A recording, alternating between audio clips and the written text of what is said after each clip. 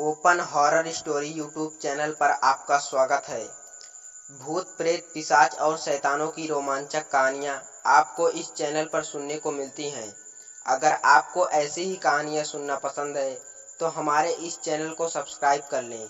तो चलिए आज की कहानी को शुरू करते हैं।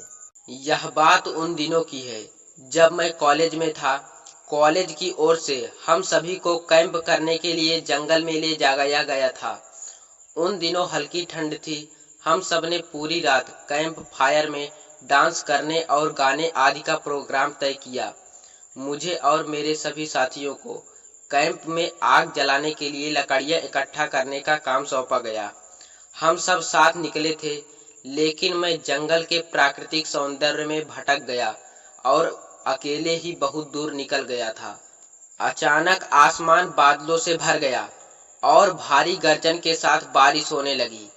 बारिश तेज हो गई तो मैं समझा पेड़ के नीचे खड़ा होना सही नहीं है और आसपास किसी घर की तलाश करने लगा। तभी कुछ दूर पर लाल ईंटों से बना एक शानदार घर दिखाई दिया। घर बारिश से पूरा धुल चुका था। ऐसा लग रहा था जैसे उस घर से ढेर सारे लोग रहते हों। मैं तेजी से भागता हुआ उस बिल्डिंग में घुस गया और सामने से आती हुई एक खूबसूरत नर्स से टकराते टकराते बचा। नर्स ने मुझे घूरते हुए देखा और कहा, बहुत ज्यादा भीग गए हो, सर्दी लग जाएगी। उधर बाईं तरफ एक स्टोर रूम है, वहां जो भी मिले उससे कहना सिस्टर जूलिया ने सूखे कपड़े और साफ कपड़े देने के लिए कहा है, वह तुम्हें कपड़े दे देगा। मैं हक्का बक्का मुंह फाड़े सिस्टर जूलिया को देखता रहा।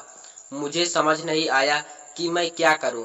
मेरी स्थिति देखकर सिस्टर जूलिया खिलखिलाकर हंस पड़ी और बोली, पहले तो तुम अपना मुंह बंद करो, वरना मुंह में मच्छर घुस जाएगा, और अब जाकर मैंने जैसा कहा है वैसा करो। मैंने हल्के से हाँ में सिर हिलाया। सिस्टर जूलिया की बताई हुई दिशा में जाने के लिए मुड़ गया। अभी कुछ 10-15 कदम ही चला था कि किसी ने मेरे कंधे पर हाथ रखा।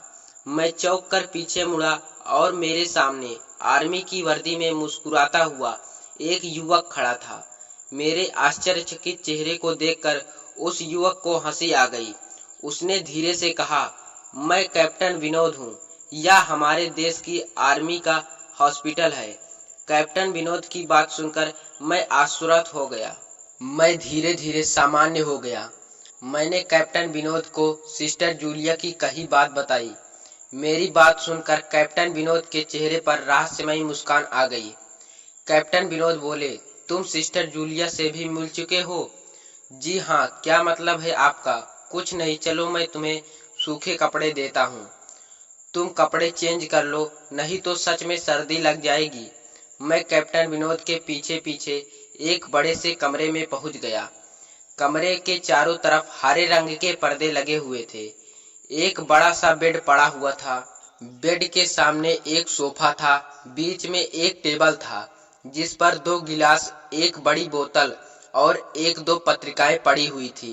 कमरे के एक कोने में एक बड़ी अलमारी थी जिसमें से कैप्टन विनोद ने मेरे लिए आसमानी रंग का कुर्ता पैजामा निकालकर मुझे दिया और कमरे से लगे बाथरूम की तरफ इशारा किया।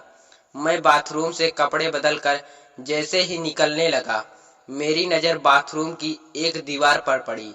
वहां खून के छींटे से भरी हुई थी। यह देखकर मैं घबरा गया और जल्दी से बाहर निकलने के लिए मुड़ा ही था कि बाथरूम में लगे आईने में मैं खुद को ही देखकर डर गया, क्योंकि आईने में मेरा पूरा शरीर तो नजर आ रहा था, लेकिन मेरे शरीर पर से मेरा सर गायब था।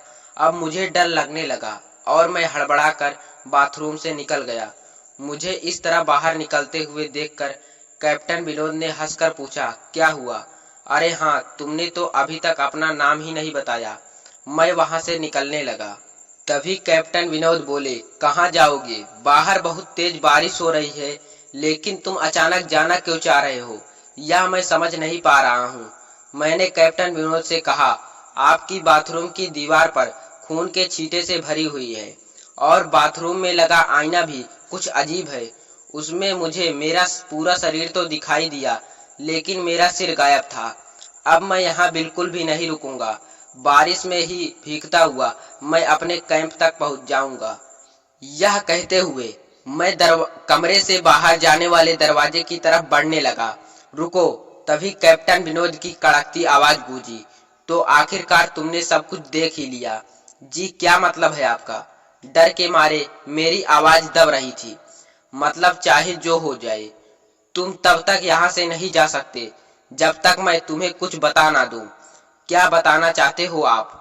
कैप्टन विनोद कहते हैं, जो आज तक कोई नहीं जान सका। मैं कहता हूँ, जो आज तक कोई नहीं जान सका, वह जानकर मैं क्या करूँगा? प्लीज अब मुझे जाने दो। मैं डर के मारे रुआसा हो गया था। कैप्टन कहता है, नहीं, बिल्कुल भी नहीं। तुम्हें मुझसे डरने की कोई जरूरत नहीं। सैनिक सबकी रक्षा करते हैं। मैं भी तुम्हारी रक्षा कर रहा हूँ। कैप्टन विनोद के स्वर में कोमलता थी।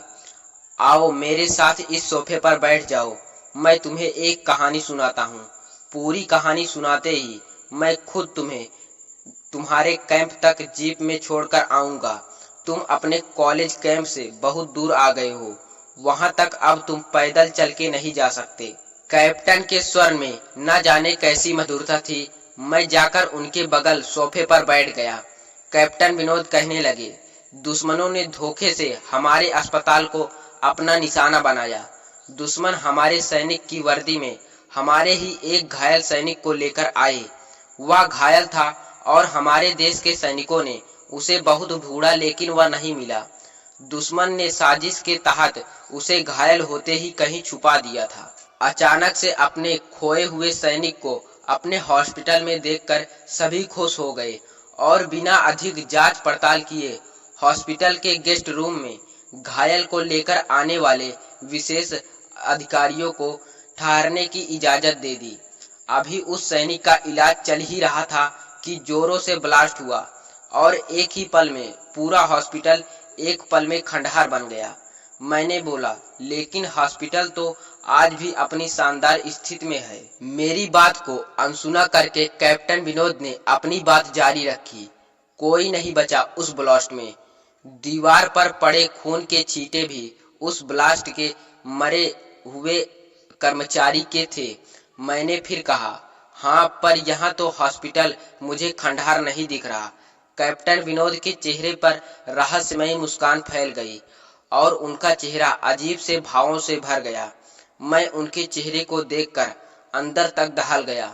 फिर भी मैंने हिम्मत करके पूछा, आप ब्लास्ट में कैसे बच गए? मेरी बात सुनते ही कैप्टन ठहाका लगाकर हंस पड़े और मुझ पर एक भरपूर नजर डालते हुए कहा, यह कहानी आज से मात्र 10 साल पहले की है। मैं तो आज से 50 साल पहले ही मर चुका हूँ। उसके आगे उन्होंने क्या कहा मुझे कुछ नहीं मालूम। मुझे अपने चेहरे पर गीलेपन का एहसास हुआ तो मैं जैसे नींद से जागा।